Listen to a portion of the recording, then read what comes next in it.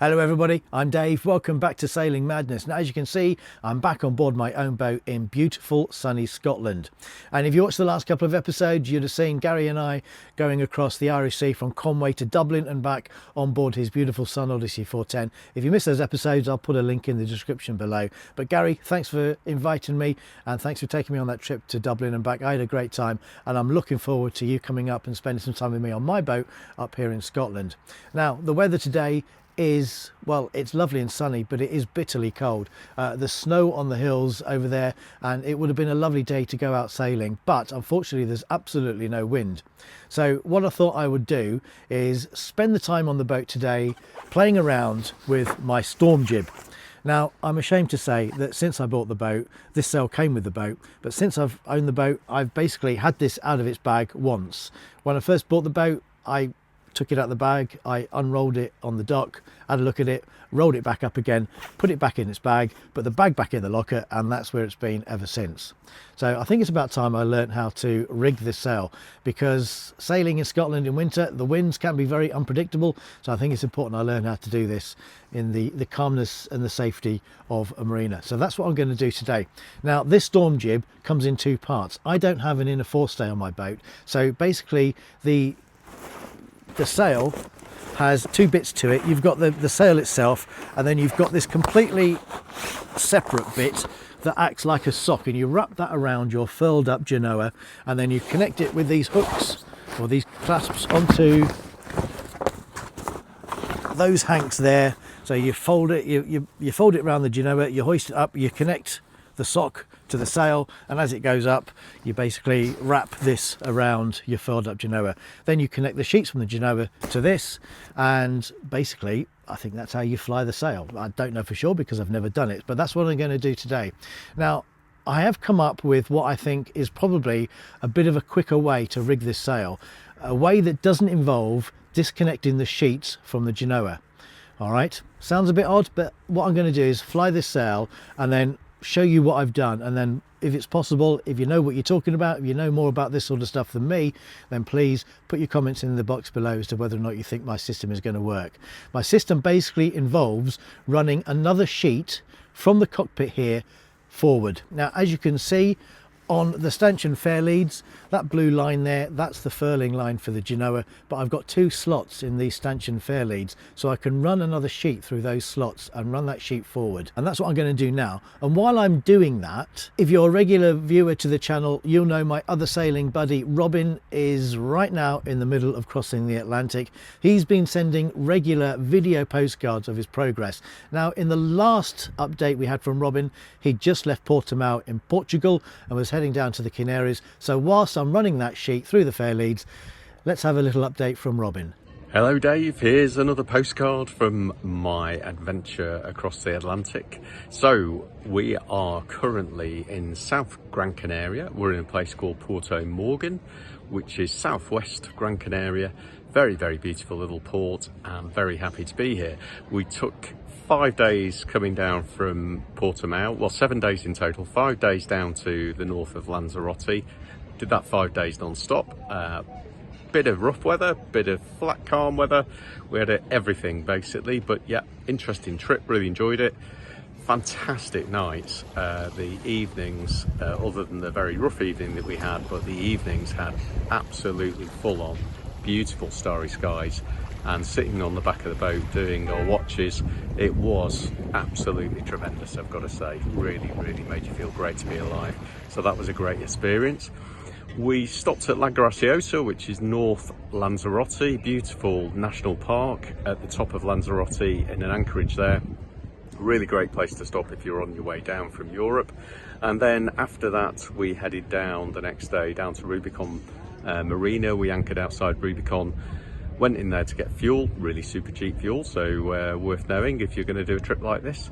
From there we came down a 24-hour trip overnight again down to Gran Canaria, and wow, is it different than doing the overnight trips with you in the Irish Sea, I've got to say.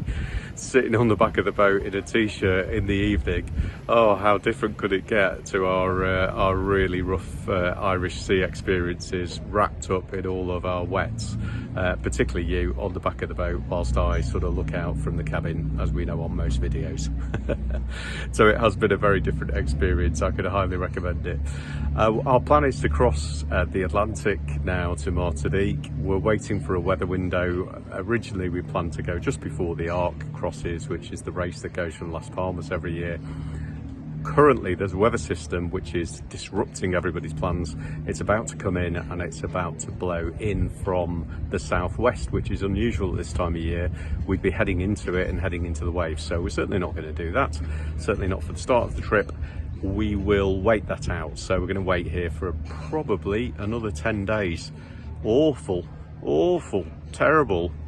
I mean, there's Guinness, there's beer, there's curries, there's fish, there's steaks. It's just awful. So yeah, I'm going to be sending you probably another postcard from my holidays before we set off. What I'll do in the next one is I'll give you a bit of an update about how we got the boat together and how we provisioned and what we plan to do to get the boat in the correct shape to get across, because we've done this in the best possible way, we believe. So I'll give you an update on that next time. Anyway, take care, mate. Hope you're making your own tea and it tastes okay. Milky coffees. Remember that you have to give it 3 stirs one way and 3 stirs the other way, otherwise it just won't be right, and then give it a little whip so it's nice and frothy for you. Alright, that's why it won't be tasting quite the same without your autopilot doing it for you. Take care, mate. Speak to you soon. Bye. Okay, so there you have it. That is the latest update from Robin. There will be another postcard from him in 2 weeks' time, and just as a bit of a heads up, they have had an issue, they have had a problem. I'm not going to say any more than that now. I'll let Robin explain in the next episode, so don't miss that. Right, so while you were watching Robin, I was running the sheet forward. It's now in place. I've run it through the stanchion fair leads. So now that's in place, now that's ready, let's get the sail forward and let's see how easy or hard it is to rig this storm jib. Right, well, I've just discovered that the decks are a little bit icy. So a little bit of salt water should sort that out.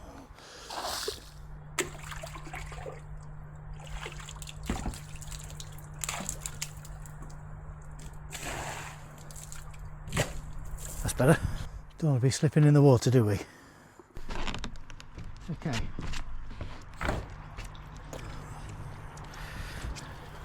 Right, okay, I've got my halyard. I've got the new sheet that I've run from the cockpit. I've slackened off the sheets for the Genoa. They can go down there.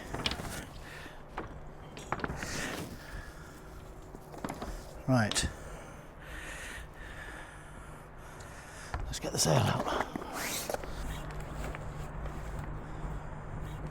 So it's going to go around.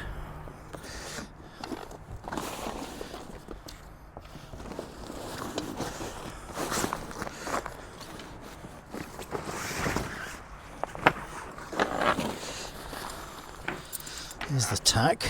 So that's the bottom of the sail. Right, here's the top. So there's me halyard.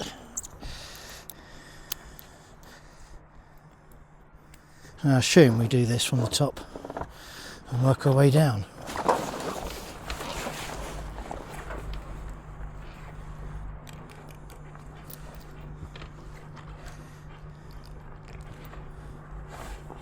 See what I mean about trying to do this if I was on my own and the boat's rolling all over the place. This is not an easy job to do on your own, is it?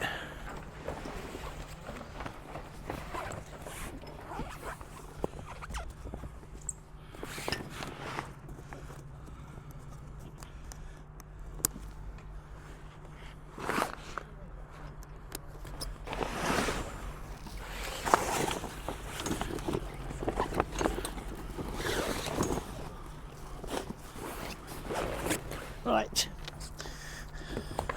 now for the new sheet. This is the sheet that I ran from the cockpit earlier. Right, so that is the storm jib rigged. Now I've obviously got the hanked on bit upside down, hence the reason why it's all bulging out at the top there. So ignore that little minor detail for the time being. But this is what I need your advice on, okay? This is the line that I've run from the cockpit and I've run it through that block there. It comes over the cross of the deck and then it comes down to this block here. I need to do something I probably need to run it to there first, and then it goes into the stanchion fair leads and then back to the cockpit. Now, of course, the reason why I wanted to do it this way is because this now becomes self-tacking. But my question is, are those blocks and are the deck fittings, these U-bolts here, are all of these strong enough to withstand the pressures that they could be under if the winds pick up? That's my question to you. If you've got any comments or any feedback, please put anything in the box below. I will reply to all your comments, as I do for most videos. But that is how I want to rig my storm jib. It's a pain in the arse not having an inner forestay. Maybe the answer is to put an inner forestay here somewhere. But I need to get a rigger to look at that, because I don't think you could put an inner forestay on that. I don't think that would be strong enough. But if I could get an inner forestay on there and get rid of the sock and just fly this on its own, that might be the solution. But that, I don't think, is going to be nowhere near strong enough. I think this area here, that's designed for an inner forestay. I think that's all that's for. But I don't think this little, I don't know. You tell me. What do I need to do? What would you do if this was your boat? Because hanking that on round the furled up Genoa was a pain in the arse. It took me long enough to do it in a nice calm anchorage. Can you imagine trying to do that when the boat's moving all over the place? It would be a nightmare. Right, so there you have it. As you can see, I've rigged that storm jib for the first time, and no surprise, it took me a lot longer than what I was expecting it to. One of the longest things to do was to run the sheet through the stanchion fair leads, but I've left that in place now, so that is there ready if I ever need to use it in anger. What I've also done is I've left the hank, or one part of the hank, connected to the sail, so it's now not in two bits in the bag, and I think that'll be easier to rig if I need to, because I've only got to wrap one bit round the furled up Genoa and connect the other end, so that might make things a lot quicker. I've also left the tack of the sail somewhere in the top of the bag, he said. So here it is. So I obviously know when winds are picking up, I won't be able to just lay this on the deck and just not have it fly away.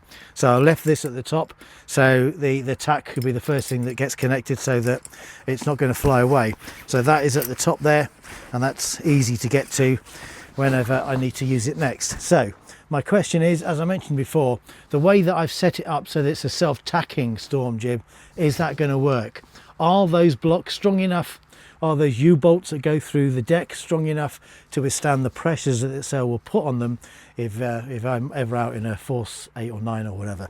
So that's my question to you. If you are a rigging expert, please put your comments and your thoughts in the box below. And as always, I will reply to every single comment that you put, so thank you. Right, well, I think that just about does it for this video. A nice short one for you today. Hopefully in the next couple of weeks we're going to get some nice weather like this, some nice snow on the mountains, but a bit more wind next time, and then we'll do a little bit more sailing. Gary is going to be coming up as well in about 3 or 4 weeks, so who knows, the next sail could be Gary and myself going on a little sail around Mull. Watch this space. As always, thanks for watching. Until next time, take care. See you soon. Bye bye. And that just about does it for Dave for today. If you're still here watching at the end, then you must have enjoyed this episode, so please remember to hit the like button and consider subscribing. You'll be doing us a big favour by helping us reach more viewers, as the more likes and subscriptions we get, the more likely YouTube is to recommend us to people who may not have found us yet. And if you've got any comments or questions, please put them in the box below. Finally, if you'd like real-time updates, ad-free episodes and exclusive behind-the-scenes content, then head over to Patreon and join the Sailing Madness Patreon crew. Click the link in the description below for more details. Until next time, thanks for watching. Oh, and if you've not seen them yet, don't forget to check out some of our previous episodes.